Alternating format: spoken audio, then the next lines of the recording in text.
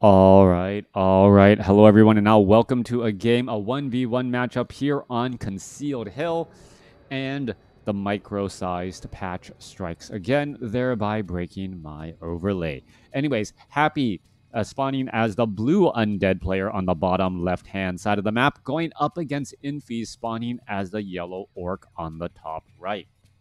Orc versus Undead in a 1v1 matchup. This was in from Show Cup 48 as Infi choosing Orc and now placing down an Altar of Storms Burrow. And we'll have to see the timing whether or not we get a War Mill or a Barracks next to see if it's going to be Blade Master or Farseer if we do go the traditional route. Happy on the south side here, since this is a show match, well, he may try to go for Lich first for some crazy shenanigans, or go for his classic Death Knight if he's really trying to win. Death Knight first seems to be Happy's strongest play style, as we're waiting for that first training, that first inkling of what the strategies will be. Happy going to be going for that Death Knight. Meanwhile, it is going to be a Farseer from Infi as we see the War Mill now being placed down. All right. Farseer, Spirit Wolves, and Headhunters going up against, Death Knight, an eventual Lich, and then perhaps maybe a Dark Ranger or something up that alley in terms of, perhaps 3 undead heroes or 2 undead and 1 tavern hero. Still maybe 3 undead heroes, as the Dark Ranger is a tavern hero and an undead hero as well. All right, I'm trying to teach my daughter. I'm like explaining, both statements can be true. Trying to teach my daughter the difference between rhombuses, squares, and rectangles, and all of that. What are special types of what? Yeah, those concepts I'm sure were very difficult for me to understand when I was 12 as well. But now that it's been so long, I just take them for granted and just go, yeah, that's the case. So a square is a rectangle, but a rectangle isn't a square. What's so hard to understand? And square and rectangles are both parallelograms, right? All right, Acolyte gonna get taken down there. Meanwhile, Death Knight clearing out this creep camp off to the side. Forest Troll Berserker gonna get cleaned up. And now that I say a bunch of geometry statements, I'm not even 100% sure I accurately described everything well. So, as my mind was focused on WarCraft 3. Farseer are going to come in here, poke a little bit of damage onto that Death Knight. Death Knight now back on Blight, does have that Tomb of Relics, and the Farseer is really trying to harass pretty heavily. There's a bit of deny once more, as the Skeletal Minions now chase after that one Farseer. Dual Spirit Wolves trying to rack up damage against a Ghoul. However, going to return some lumber and then perhaps move on his merry way. One skeletal minion escaping away at 4 hit points. Another skeletal minion escaping away at 68 hit points, as we are still giving chase. Farseer now trying to retreat back here. Farseer with only 2 Spirit Wolves racking up damage onto that Death Knight. Death Knight with that Ring of Protection +3, able to mitigate some damage and then heal back up as well once it runs back onto Blight. All right, one skeletal minion finally taken down. However, Farseer now having to deal with a level 2 Death Knight, as the Ghoul is coming across the line here to try and do some creeping while the Farseer was harassing that Death Knight. Gauntlets of Ogre Strength +3, faster or higher hit points and faster hit point regeneration as well.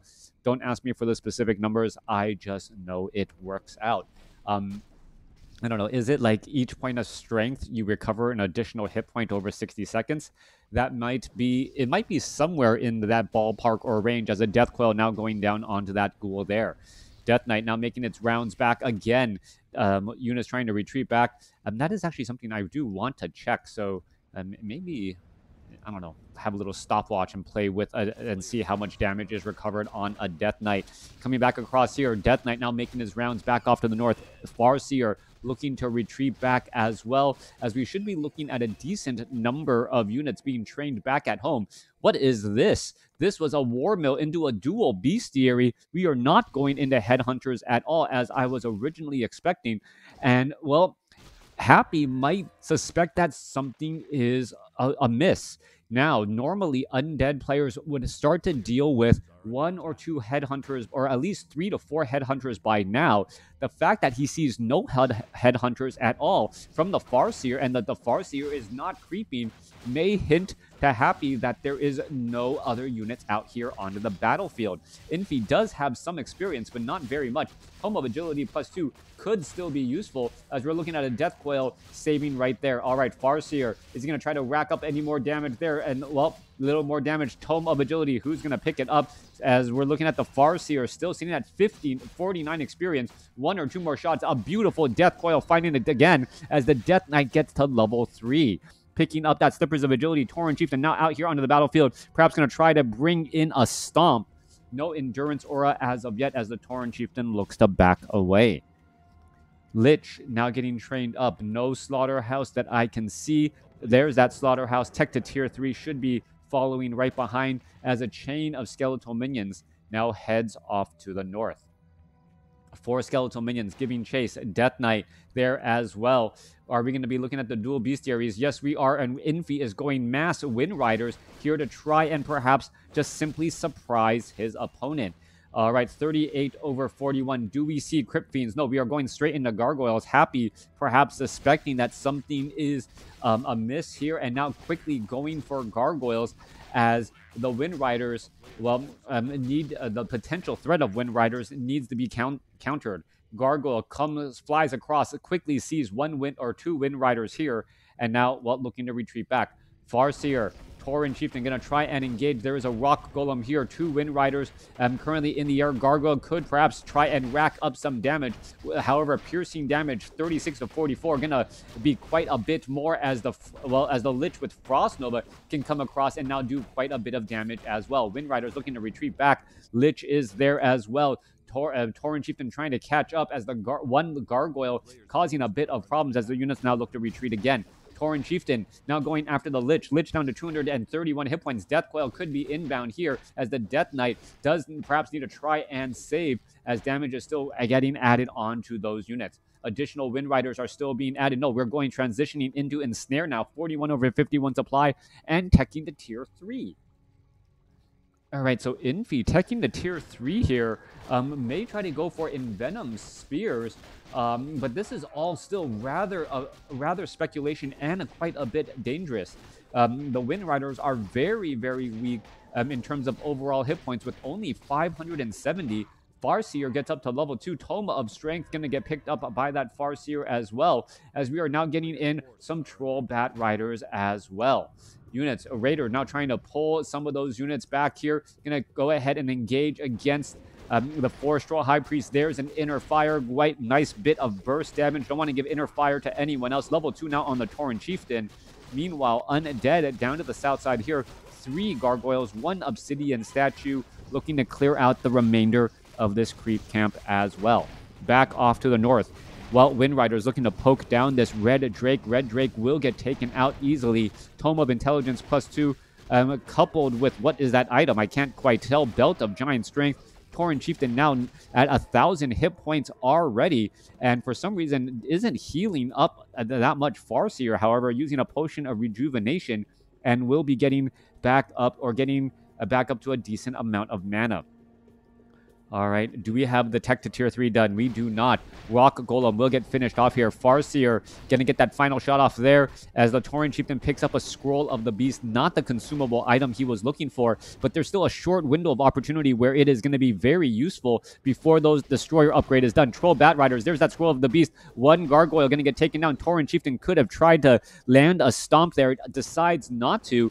Farseer is at level 3. Troll Bat Riders going after those targets, taking down 1, giving level 3 to the Tauren Chieftain now, and that level 2 Stomp is just that much more powerful. Tauren Chieftain now going to perhaps find a handful of ghouls. That is just absolutely ripe for the picking. Tauren Chieftain wanting to poke those units down. There goes 1. There goes 2 ghouls. Farseer going to try and engage here. Another round of ghouls. Wind Riders, Death Coil, as the Tauren Chieftain unable to finish off any more there. Tauren Chieftain sitting at level 3. I believe it is Stomp, but we haven't seen anything there yet. All right, Tauren Chieftain now going after. There is a bit of silence on that Tauren Chieftain, as the Lich does end up getting taken down. The Scroll of the Beast really working out quite a bit of damage, as the level 2 Stomp now coming down. All right, trying to go after more of those ghouls. Their ghouls are getting picked apart here. Meanwhile, more Wind Riders coming back across, looking to add in more damage as the Nerubian Tower, the Black Citadel with that normal, that's piercing damage, able to push back those Wind Riders. Nerubian Towers are with normal damage. Everything else, double ensnare now coming down across. Scroll of Town Portal. Are we going to get some damage onto those fleeing units? Obsidian Statue could get taken down, and it does end up falling.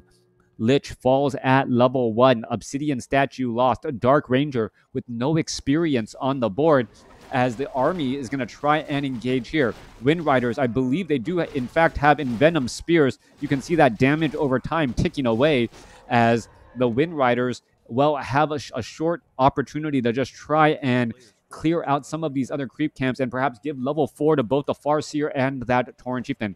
There goes some ensnares, pulling some units back here. They could dive on in, go straight after the Ogre Magi and that Ogre Warrior while regenerating a fair amount of hit points. Raiders now looking to retreat back, and here you are going into an engagement. Ogre Warrior down, Forest Troll High Priest gonna suffer quite a bit of damage as well. Red Drake is right here, and Fountain of Health healing up so many of those units. Red Drake, taking quite a bit of piercing damage, even though it does have heavy armor. And the last of these units are going to fall a double level up for that Tauren Chieftain and Farseer. Devotion Aura on the Tauren Chieftain, now 1.5 armor, essentially giving a 10%, what is it, a 10%, not nearly 10%, 7.5% version.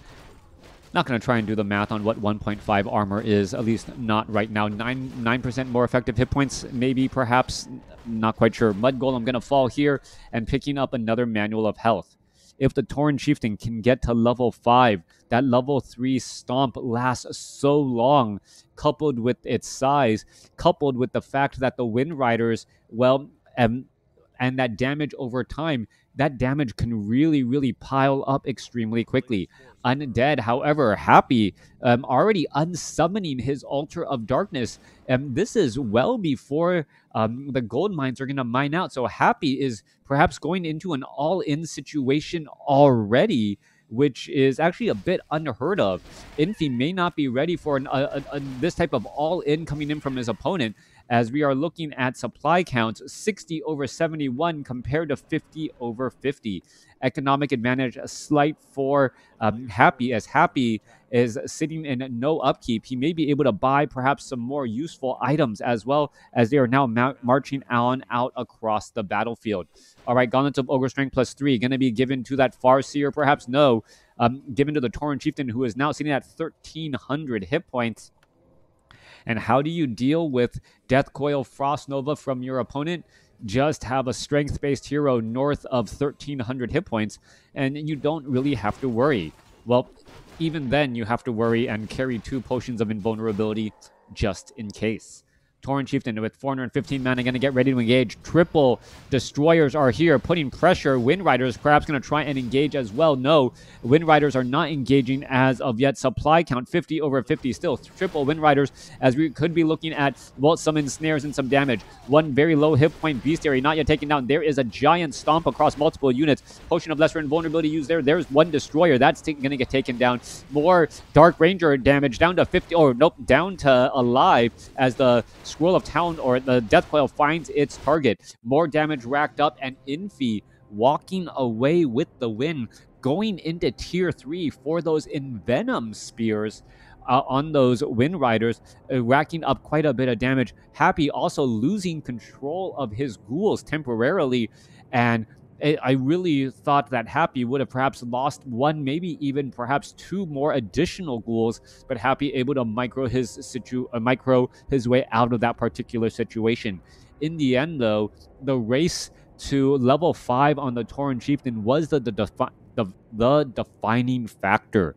Being able to get that level 3 stomp, that long stomp stun with a very large radius, really shifted the early portion of the battle for Infi to be able to build up his momentum. Let me know what you guys thought about this game. Thanks for watching. Thanks for listening. Hope you guys enjoyed it.